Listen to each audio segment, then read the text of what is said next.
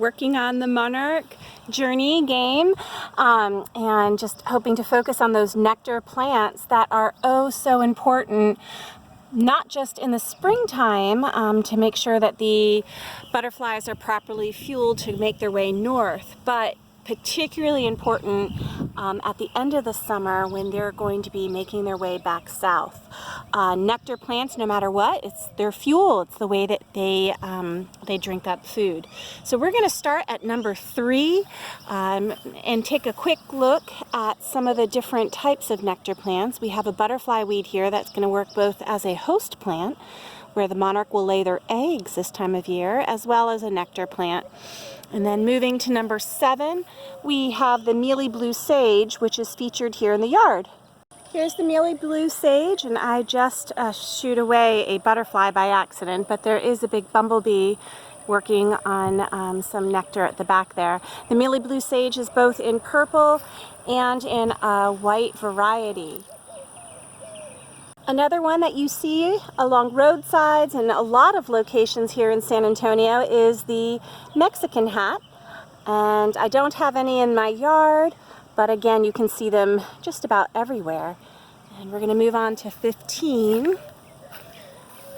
Okay, our Texas bluebonnets, which we all look forward to this time of year. I don't have any of these in my yard, but hopefully I will again someday. Moving on to number 17. This is a good reminder that there are alternatives to pesticides and herbicides. They really just aren't in the best interest of our pollinators. Moving on to 21. Native lantana. This is actually on my wish list to get and add to my yard.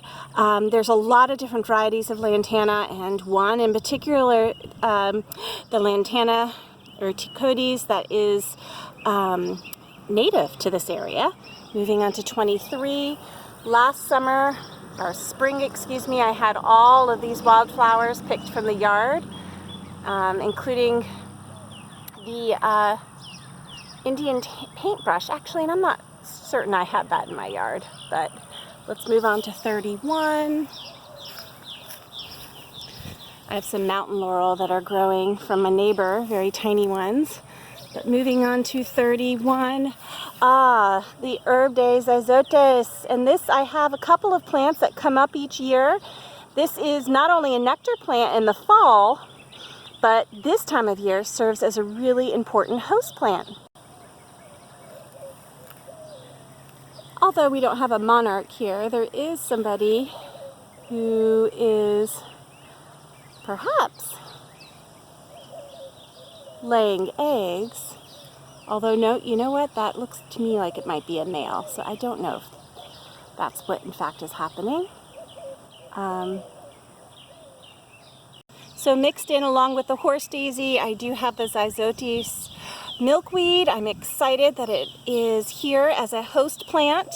Looks like something has been working its way through the zyzotes, and here is a really healthy, hardy plant. Keep in mind that they can get eaten down to the wick and will even times grow back in the same season. The milkweeds are nectar plants for our butterflies and host plants. As host plants, they're particularly important because they have a toxin that monarchs actually can use to their benefit. And then the predators, when they try to eat the monarch, are not so pleased. So we're going to move finally on to 40, where we would expect our butterflies, monarch butterflies, to make it to northern parts of the United States and even Canada.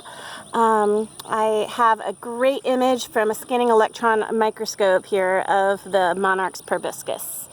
So lots of things blooming here in San Antonio in the spring. It's important that we have plenty of nectar sources, and also the host plants available for our monarchs too. And one final look at yet another milkweed. This one I wasn't sure was going to come up, but as Drake White at the Nectar Bar reminded me, we've just got to be patient. Even though I have some aphids working their way on these, I am not in the least bit worried. All right, signing off.